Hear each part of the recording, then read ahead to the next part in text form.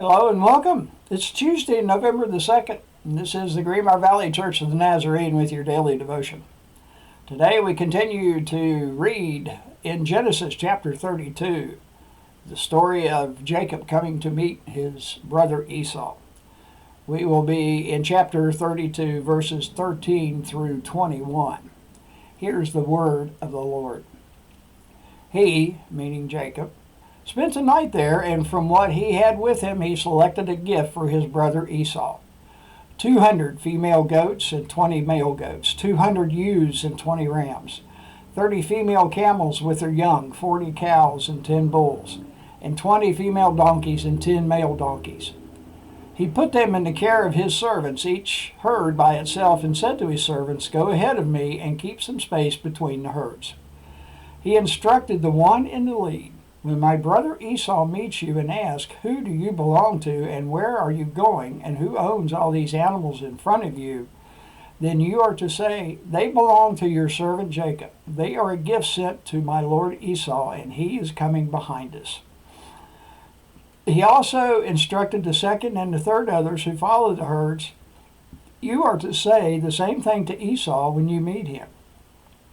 And be sure to say, 'Your servant Jacob is coming behind us, for he thought, I will pacify him with these gifts I am sending on ahead. Later, when I see him, perhaps he will receive me.'" So Jacob's gift went on ahead of him, but he himself spent the night in the camp.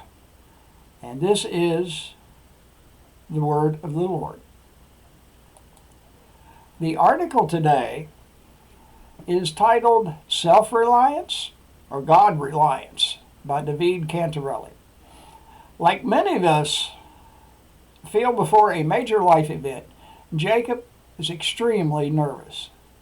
Yet he has heard clearly from God that he needs to go back. And yes, he has received a promise that God will be with him and make him prosper. But he is still not sure things are going to turn out well. Jacob decides it might be best just to rely on his wits. He knows it worked before. Thus, he sends scores of gifts ahead of him to pacify his potentially angry brother. In the best case scenario, his brother is going to like the gifts and treat him kindly. In the worst case scenario, a large number of noisy animals will make an ambush by Esau less likely. Honestly, I can't count the times that I, like Jacob, have chosen to rely on my own strategic abilities instead of just trusting God. There's nothing wrong with having a plan, but all too often I am more concerned with getting my preferred results than I am with being obedient and letting God do His work in and through me. However, when I do trust Him, the results are so much better. Are you anxious for results? Trust God today. The hymn is "'Tis So Sweet to Trust in Jesus" by Louisa M.R. Steed.